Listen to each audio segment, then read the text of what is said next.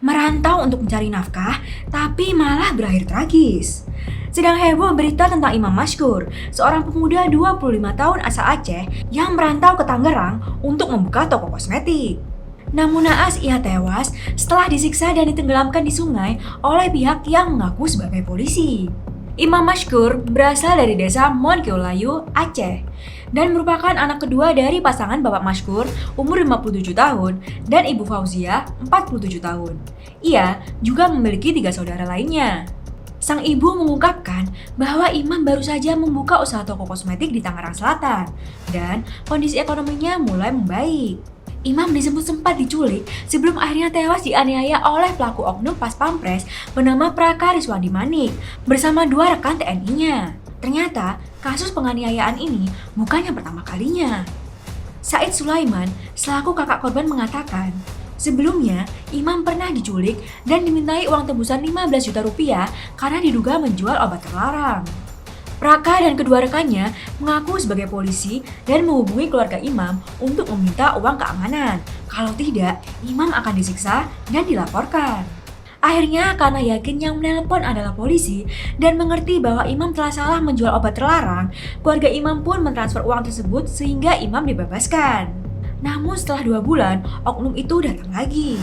Menurut saksi, ada 4 orang yang datang ke toko kosmetik Imam pada tanggal 12 Agustus 2023. Saat itu, Praka RM bersama 2 anggota TNI lainnya mendatangi toko kosmetik tempat Imam Mashkur bekerja sekitar pukul 8 malam.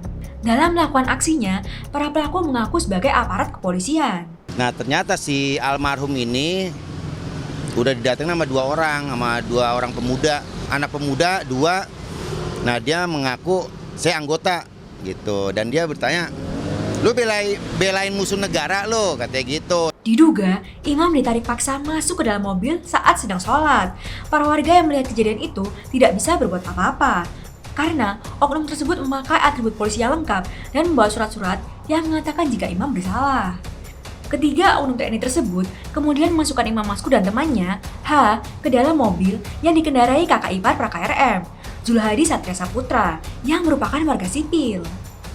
Selama di perjalanan, Imam dan H disiksa. Para pelaku pun menghubungi keluarga korban dan mengirimkan video penganiayaan korban melalui ponsel untuk meminta tebusan sebesar 50 juta rupiah agar Imam Mashkur dibebaskan. Nelpon anak saya si korban yang angkat tersangka. Dia bilang, ibu kok sayang ke anak, kirim duit 50 juta. Para pelaku kemudian menurunkan H di sekitar tol Cikeas karena kondisi fisik H sudah parah setelah dianiaya. Sedangkan Imam Mashkur tetap disiksa dan mobil pun kembali melaju. Ibu sempat menelpon. Sang pelaku berkata, kalau sayang dengan anak ibu, kirim duit 50 juta. Kalau enggak, saya habisi anak ibu dan saya buang ke sungai. Cerita Said menirukan perkataan penculik. Karena nominal uang yang begitu banyak, keluarga tidak menyanggupi dan oknum tersebut menewaskan Imam Mashkur. Imam Mashkur sendiri sempat menelpon keluarga dan mengabarkan dirinya sudah tak sanggup lagi disiksa oleh pelaku.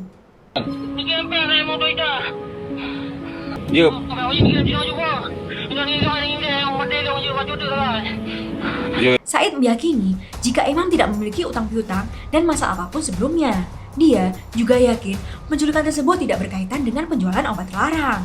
Kalau misalnya jual obat terlarang, pasti bukan oknum itu yang berhak, pasti polisi kan? Harusnya langsung dibawa ke kantor polisi biar jelas, kata Said. Jasad korban sendiri baru ditemukan beberapa hari kemudian setelah peristiwa penculikan, tepatnya tanggal 18 Agustus di sungai kawasan Karawang, Jawa Barat.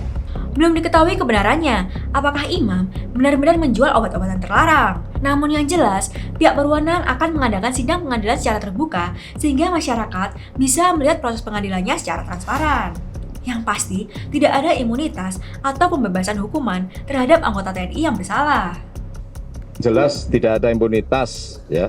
Kita sudah terbuka, tidak ada TNI yang ditutup-tutupi. Ibu Imam Mashkur juga meminta bantuan pengacara terkenal, yakni Hotman Paris, untuk membantu kasus ini.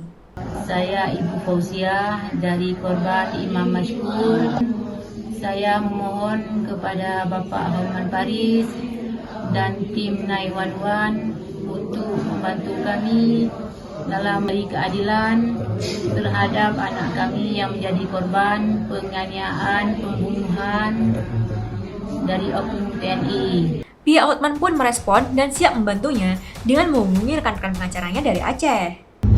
Kami sudah diminta sebagai kuasa dari keluarga.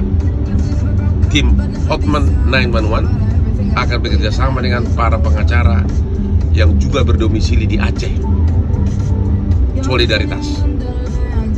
Mohon kabar dari Bapak Panglima TNI. Salam Hotman Paris. Banyak juga pihak mahasiswa dan para warga yang demo menyuarakan pendapatnya untuk meminta keadilan terhadap Imam Mashkur. Nah, itu dia guys, rangkuman kronologi penculikan Imam Mashkur. Kita doakan yang terbaik ya, semoga kasus ini segera tuntas dan pihak berwenang bisa dengan tegas menghukum pelaku sesuai hukum yang berlaku. Untuk selanjutnya, kalian pengen aku bahas apa lagi nih? Komen di bawah ya. Terima kasih dan sampai jumpa.